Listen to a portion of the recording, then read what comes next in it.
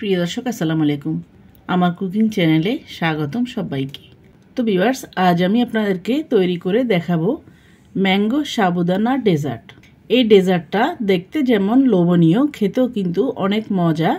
ঈদে, জন্মদিনে বা কোনো অনুষ্ঠানে এই ডেজার্টটা বানিয়ে পরিবেশন করতে পারেন। যাকে দিবেন সেই কিন্তু খেয়ে খুবই খুশি হবে, আর বিশেষ করে ফ্যামিলির ছোটরা তো খুবই পছন্দ করবে। এই ডেজার্টটা একবার বানিয়ে খেলে বারবার খেতে মন চাইবে, আর ফ্যামিলির ছোট বড় সবাই কিন্তু খুবই প্রশংসা করবে। আর এই ডেজার্টটা দেখতে যেমন কালারফুল, তৈরি করতেও কিন্তু খুবই সহজ। চলুন দেখে নেওয়া যাক কিভাবে আমরা সহজ পদ্ধতিতে ম্যাঙ্গো সাবুদানা ডেজার্টটা তৈরি করব। ম্যাঙ্গো সাবুদানা ডেজার্ট তৈরি করার জন্য আমি চুলায় প্রথমে পানিগুলোকে ফুটতে দিয়েছি। এরপর পানিগুলো ফুটে উঠলে দিয়ে দেব 1 কাপ পরিমাণ সাবুদানা। সাবুদানার মধ্যে একটা ট্রান্সপারেন্ট কালার চলে আসা পর্যন্ত, মানে স্বচ্ছ কালার চলে আসা পর্যন্ত আমি নেড়ে চেড়ে সাবুদানাগুলোকে সেদ্ধ করে নেব। দেখতে পাচ্ছেন সাবুদানার মধ্যে স্বচ্ছ কালার চলে এসেছে। এরপর আমি এই সাবুদানাগুলোকে ছেঁকে নিয়ে ঠান্ডা পানিতে ভিজিয়ে রাখব।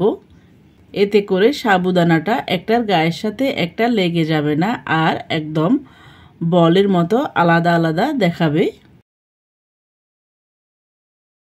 এরপর আমি এটাকে একপাশে রেখে বাকি উপকরণগুলা তৈরি করে নেব। এখানে আমি প্রথমে একটা বাটিতে 1/2 কাপ পরিমাণ পানি দিয়ে দেব 2 টেবিল স্পুন পরিমাণ কর্নফ্লাওয়ার। এই কর্নফ্লাওয়ারটাকে আমি ভালো করে মিক্স করে নিয়ে একপাশে রেখে দেব।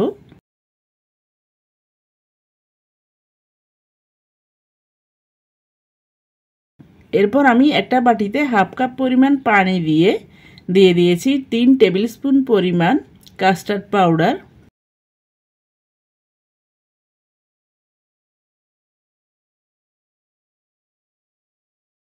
এরপর আমি এই কাস্টার্ড পাউডারটাকে ভালো করে মিক্স করে নেব। মিক্স করা হয়ে গেলে এটাকেও আমি একপাশে রেখে দিয়ে 1 লিটার পরিমাণ লিকুইড দুধ একটা পাতিলে নিয়ে নিয়েছি। এরপর দুধটাকে আমি প্রথমে নেড়ে ছেড়ে জাল করে নেব।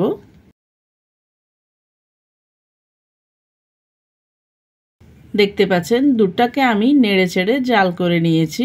আর এ পর্যায়ে আমি দিয়ে দিচ্ছি 1/2 কাপ পরিমাণ ব্রাউন সুগার, দিয়ে দেব 1 চিমটি পরিমাণ লবণ।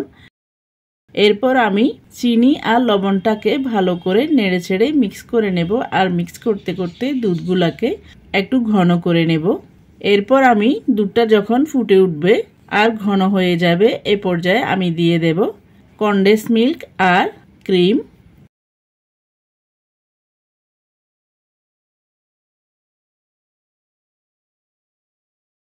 এরপর আমি প্রথমে এই কোটার অর্ধেক পরিমাণ কনডেন্স মিল্ক দুধের মধ্যে দিয়ে দিলাম। এরপর দিয়ে ভালো করে নেড়ে চেড়ে মিক্স করে নেব।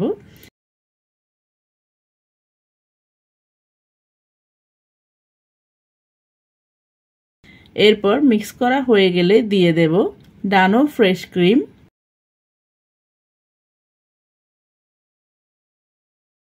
এখানে আমি অর্ধেক পরিমাণ ডানো ফ্রেশ ক্রিম দিয়ে দিয়েছি, আর বাকি অর্ধেকটা ম্যাঙ্গো পিউরির মধ্যে ব্যবহার করব।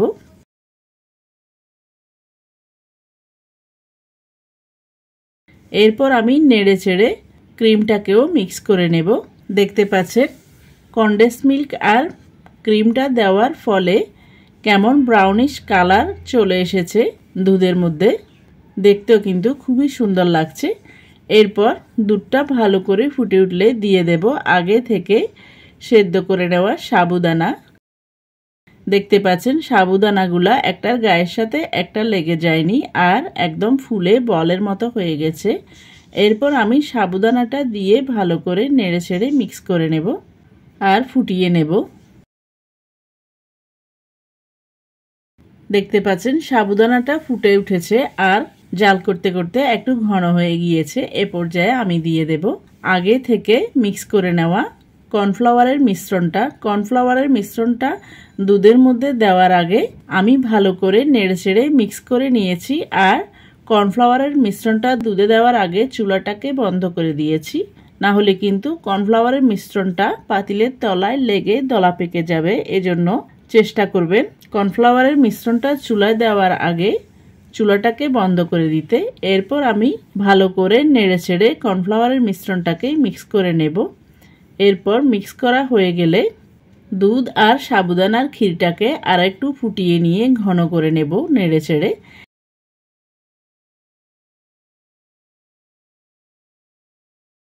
এরপর ঘন হয়ে গেলে আমি সাবুদানার ক্ষীরটাকে চুলা থেকে নামিয়ে নিয়ে একটা কাঁচের পাত্রে অর্ধেক পরিমাণ সাবুদানার ক্ষীর দিয়ে দেব।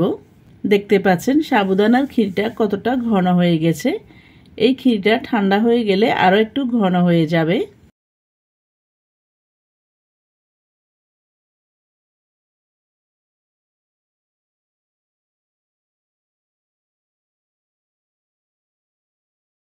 এরপর আমি অর্ধেক পরিমাণ সাবুদানার ক্ষীর দিয়ে এটাকে একপাশে রেখে ঠান্ডা হতে দিয়ে ম্যাঙ্গো আর কাস্টার্ড পাউডারের মিশ্রণটা তৈরি করে নেব। সেজন্য আমি এখানে নিয়ে নিয়েছি একদম পাকা টাটকা তাজা আম। এরপর আমি আমটাকে অফ ক্যামেরায় কেটে নিয়ে একটা ব্লেন্ডার জারে ব্লেন্ড করে নিয়ে ম্যাঙ্গো পিউরি তৈরি করে নিয়েছি। এরপর আমি চুলায় একটা পাতিল বসিয়ে দিয়ে দিয়েছি ম্যাঙ্গো পিউরি। এ পর্যায়ে আমি চুলাটা কিন্তু এখনো জ্বালাইনি। এরপর আমি চুলাটাকে জ্বালিয়ে দিয়ে ম্যাঙ্গো পিউরিটাকে নেড়ে ছেড়ে একটু জাল করে নেব। এই আমটা ব্লেন্ড করার সময় আমি কোনো প্রকার পানি দেইনি। পানি দিলে কিন্তু ম্যাঙ্গো পিউরিটা একটু পাতলা হয়ে যাবে। ম্যাঙ্গো পিউরিটা যখন ফুটে উঠবে এরপর আমি দিয়ে দেব বাকি অর্ধেক পরিমাণ কনডেন্স মিল্ক।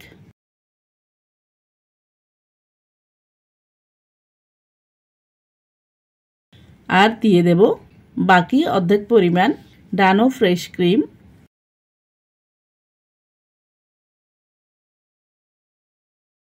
এরপর আমি কনডেন্স মিল্ক আর ক্রিমটাকে নেড়ে ছেড়ে ভালো করে মিক্স করে নেব। আর মিক্স করতে করতে জাল করে নিয়ে ফুটিয়ে নেব।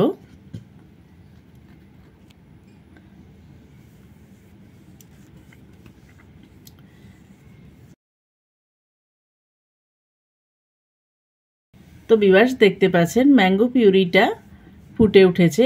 এ পর্যায়ে আমি চুলাটাকে বন্ধ করে দিয়ে দেব কাস্টার্ড পাউডারের মিশ্রণটা। ম্যাঙ্গো পিউরিতে কাস্টার্ড পাউডারের মিশ্রণটা দেওয়ার আগে ভালো করে নেড়ে ছেড়ে মিক্স করে নিয়েছি। এরপর আমি কাস্টার্ড পাউডারের মিশ্রণটা দিয়ে ভালো করে নেড়ে ছেড়ে মিক্স করে নেব।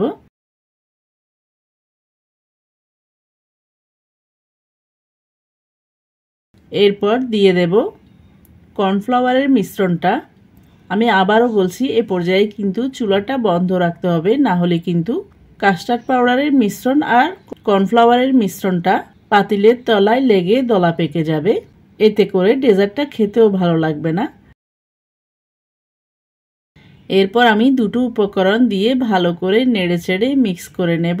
আর এ পর্যায়ে দিয়ে দেব 1 চিমটি পরিমাণ লবণ। আমে মিষ্টি আছে এজন্য আমি এখানে চিনিটা দিলাম না। আপনাদের যদি মিষ্টিটা আর একটু বেশি খেতে পছন্দ হয় তাহলে মিষ্টিটা দিয়ে দিতে পারেন। এরপর আমি নেড়েচেড়ে ম্যাঙ্গো পিউরিটাকে জাল করে নিয়ে একটা বলক চলে আসলে চুলা থেকে নামিয়ে নেব। এরপর আমি আগে যে সাবুদানার ক্ষীরটা সেট করেছি ওই ক্ষীরের মধ্যে ম্যাঙ্গো পিউরিটাকে দিয়ে দেব। এই ম্যাঙ্গো পিউরিটা কিন্তু ঠান্ডা হয়ে গেলে আরও একটু ঘন হয়ে যাবে।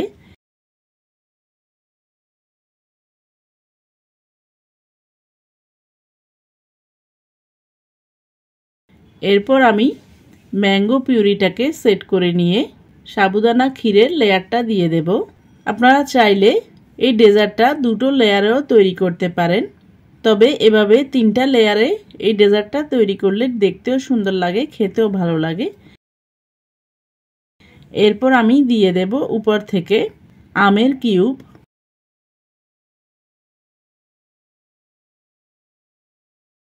দেখতে পাচ্ছেন কত সহজে আমাদের সাবুদানা আর আমের ডেজার্টটা তৈরি হয়ে গেল। এরপর আমি এই ডেজার্টটাকে ঠান্ডা করার জন্য ফ্রিজে রেখে দিয়েছি, যাতে ডেজার্টটা ভালো করে সেট হয়ে যায় আর ঠান্ডা হয়ে যায়।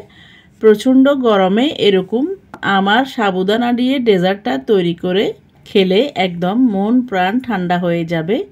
এই ডেজার্টটা ঈদের জন্মদিনে বা কোনো অনুষ্ঠানে বানিয়ে পরিবেশন করতে পারেন।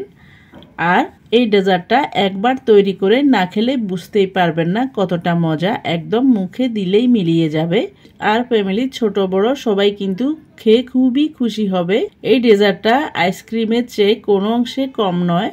তো ভিউয়ার্স, আপনাদের সবার কাছে অনুরোধ থাকবে আমার আজকের এই ম্যাঙ্গো সাবুদানা ডেজার্টটি যদি ভালো লাগে তাহলে বাসায় একবার হলেও ট্রাই করে দেখবেন। আর এরকম আরও নতুন নতুন রেসিপি পেতে আমার চ্যানেলটিকে সাবস্ক্রাইব করে শুরু থেকে শেষ পর্যন্ত আমার রেসিপির সাথে থাকার অনুরোধ রইল। তো ভিউয়ার্স, আবারও আমার রেসিপিটি ট্রাই করার অনুরোধ জানিয়ে আমার চ্যানেলকে লাইক, কমেন্ট, শেয়ার ও সাবস্ক্রাইব করার অনুরোধ জানিয়ে আজকের মতো এখানে বিদায় নিচ্ছি। আবার দেখা হবে নতুন কোনো ভিডিওতে নতুন কোনো রেসিপি নিয়ে। সে পর্যন্ত সবাইকে আসসালামু আলাইকুম, আল্লাহ হাফেজ।